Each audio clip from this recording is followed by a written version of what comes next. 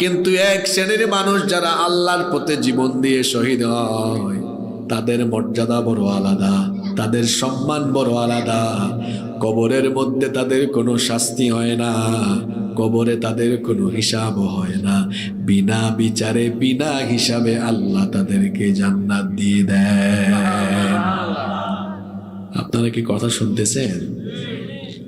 একজন শহীদের কত সম্মান, একজন শহীদের কত সম্মান দেখেন। শহীদদেরকে আল্লাহ কত সম্মানে ভূষিত করেছেন শোনেন। একদিন আমরা সবাই দুনিয়া থেকে চলে যাব, এরপরে যেদিন কিয়ামত সংগঠিত হবে, হাসরের ময়দানে কবর থেকে উঠে উঠে হাসরের ময়দানে সবাই শামিল হবে, হাজির হবে। আপনাদের কোনো সন্দেহ আছে? কিভাবে আপনারা হাসরের ময়দানে উঠবেন শোনেন। আমাদের মা উম্মুল মুমিনিন আয়েশা রাদিয়াল্লাহু আনহা বলেছেন, ইউহশারুন নাসু ইয়াউমাল কিয়ামাতি হুফাতান উরাতান গারলা। কিয়ামতের দিন মানুষেরা কবর থেকে উলঙ্গ, কাপড় চোপড় ছাড়া, খাতনাবিহীন, খালি পায়ে নগ্ন পদে হাসরের মাঠে হাজির হবে।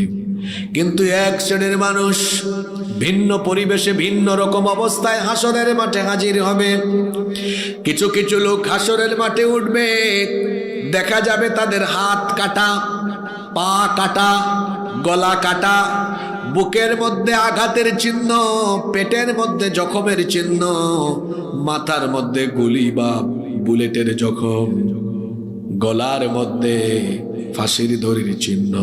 অর্থাৎ যাকে যেভাবে জখম করে আঘাত করে দুনিয়া থেকে বিদায় করা হয়েছে, সেই সকল শহীদেরা তাদের ক্ষত চিহ্ন নিয়ে কিয়ামতের মাঠে হাজির হবে। আর তাদের শরীর থেকে তখনও তাজা রক্ত টপ টপ করে পড়তে থাকবে। আল্লাহ জিজ্ঞেস করবেন, হাসরের মাঠে আজ তোমরা কারা? তোমাদের শরীর থেকে রক্ত ঝরে কেন?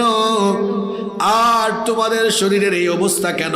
শরীরের বিভিন্ন জায়গায় জখম কেন? কেন কারো হাত কাটা, পা কাটা, নাক কাটা, গলা কাটা? কেন কারো বুকে বা পেটে জখমের চিহ্ন?